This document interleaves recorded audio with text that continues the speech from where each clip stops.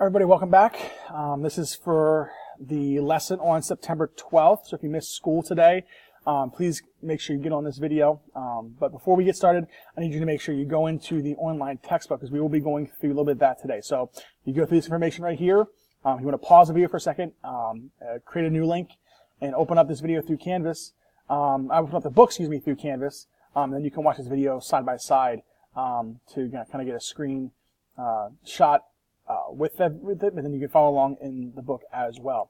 So today we're going to talk about how the progressive movement kind of caught on for the public to really stop those big business tycoons like J.P. Morgan, John Rockefeller, and Andrew Carnegie, how they ran their businesses. It's about stopping that because they took advantage of their workers. There's just a lot of stuff going on there that needed to be changed. And we're going to get into the nuts and bolts of that today. So first off, I want to start with kind of going over to what we saw in the PowerPoint. The bell ringer today, if you want to pause it, kind of give you an answer for this. If you want to write the bell ringer question down, you can. What do you believe are some of the criticisms of alcohol consumption in the U.S. today? Again, this question is more derived towards what changes needed to be made in American society at the turn of the 20th century, because many Americans still drank alcohol back then, but a lot of Americans saw the root of all their problems was because of alcohol. So we will look at the government and also the people seeking the prohibition of alcohol in American life, and we'll see how that worked out. So that's kind of where we're leading towards, not only just today, but also tomorrow as well. So if you can get the bell ringer out and answer this question here that you see on the screen, please do. All right, so next what we're going to do is going to get to the the basic review. Students in class, they got a sheet of this. However, if you want to screenshot these or take a picture of them, or if you want to just come into class and ask me for this page when you get in, please do. All right, so Gilded Age politics, what we know. First off, tycoons became rich by creating monopolies in their respective businesses. Oil, steel, railroads, those are the businesses that they really created monopolies on. And those are the biggest ones because, you need oil to operate, not railroads, they use coal still to use as fuel, but they used oil to lubricate the pistons and gears on the railroads. Steel was made because of the tracks. The tracks were made of steel, and they also built all the buildings that had to be made at that time. So, these are the three big businesses that helped, to pretty much make the fortunes of, Carnegie, Rockefeller, and J.P. Morgan. These industries paid huge amounts of money to take out any competition. If you think about a company that does this today, we look at Microsoft or Apple. If a startup company comes up with this wonderful app or idea for technology, Microsoft and Apple want their hands on it. Why? Because this new company will become competition for them in the future if they let it grow too big. What they will do is they will pay huge amounts of money to those startups to pretty much take all ownership of that new company. A great example would be if I owned a new app, Microsoft would offer me a sum of money that I probably would not make in my lifetime, and they would just want to buy it. Now, would that idea become something? Probably, but it's immediate money for me, and I would take the deal, and they would now have the monopoly continuing, Microsoft and Apple, continuing on their technology area. So if you look at the App Store, all those areas that put their apps online, Microsoft, I'm sure, is interested in all those. And is very, active in trying to pursue buying them so they can maintain a sort of monopoly on technology because they don't want any competition. Not only do they buy the companies out, they would also buy stock in those companies to achieve majority share. Now, when you buy stock in a company, you have partial ownership. So one share of Apple stock, which is a percentage of ownership, like a 0.1% of Apple ownership, that amount of money is a lot. So when you buy that stock, you own partial ownership. So you do get a say in what you would like to see happen with Apple. However, the problem is you don't get a deciding vote. You might have one little vote that you get to decide on, but there's going to be somebody that has much larger amounts of money and much larger shares in Apple that are going to take you over, in terms of, as a deciding voice, not as I'm going to buy you out. So, they pay huge amounts of money to take out the competition. When you eliminate competition, two things happen. First off, that company acquires all workers and labor. So with no other places to go, those workers and laborers are forced to accept the very little pay that is accepted and taken by and given out by these employers. Rockefeller, Carnegie, they pay their workers very, very little. So excuse me, when they want to go work, the only places they can go, the places that pay them very, very little. So when we look at these companies, it's not just about monopolizing prices. It's about monopolizing labor as well. So meaning these employees, these workers have no other places to go. Thus, they have to accept the very little pay that they're getting at these companies.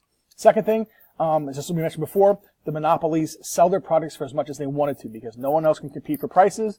They can sell the product for whatever they want.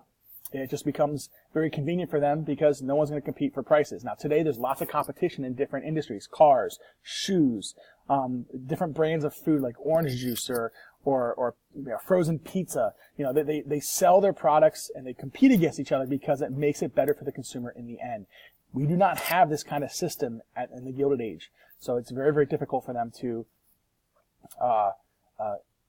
have competition so they can lower their prices to help the consumer. Now, William Jennings Bryan comes along and he seeks to end the monopolies, but he fails to gain any traction because these huge tycoons and these titans of industry buy out their president, William McKinley. They pay for his campaign and they pay for his ideas. They edit his speeches. They do everything needed to make sure he gets put into office. So whether it's paying off the media to write false stories, or if it's even coercing voters going to the voting booths, they did everything they needed to make sure William McKinley became president, and they defeated William Jennings Bryan. Now, this progressive era, we asked this question in class: there is industrial expansion at this time period, but is there really progress economically? Sure, there is progress. However, socially, not a lot. So the problem really rests in the idea that, yes, how can we mix economic progress with that of the progress of the working class and give them more rights and make their lives more enjoyable, at least make their livelihoods, the well-being of their livelihoods better. Workers being treated, we kind of went through that question. Now, the progressive era in general led to new reforms or changes to help the industrial poor at the mercy of their bosses. And their bosses here are obviously Vanderbilt, Rockefeller, Carnegie, and Morgan. Now, McKinley wins the presidential election not only in 1896, getting bought and getting his campaign paid for by these titans of industry, but he also gets it paid for in 1900, which he also wins. And his opponent is the same man, William Jennings Bryan, in both years. Jennings Bryan, again, his vow was to stop the business tycoons. Now, McKinley's assassinated in 1901.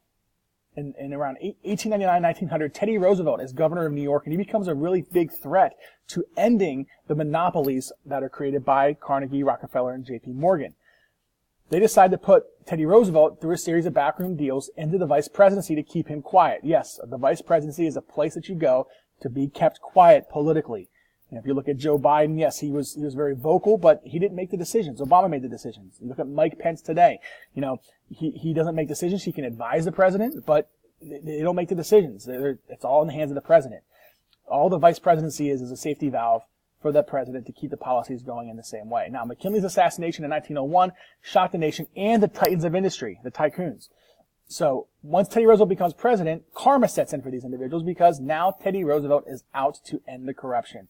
Roosevelt takes up the tycoons, takes them to court, and also breaks up their companies. So that's really what we see happening with Teddy Roosevelt. And the first, when we look at these Teddy Roosevelt's goals, we begin to see how Teddy Roosevelt genuinely seeks to make the world better for working and middle class individuals.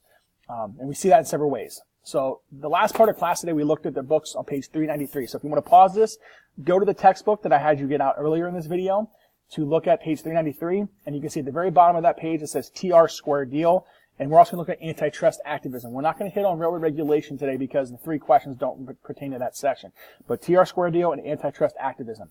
If you want to read through those sections and answer those questions, I believe in most classes we were able to look at the first one, but we're not able to hit the second and third questions, at least going over them. So if you, on the Canvas page, if you download the most recent document I posted from September 12th. You'll see the question page there. There's also a part 2 to it, but we will get to that tomorrow on the 13th. So page 393, TR square deal only, and antitrust activism only, and that's it. You don't have to read railroad regulation.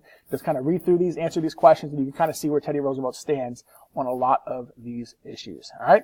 Everyone have a good day. I will see you tomorrow.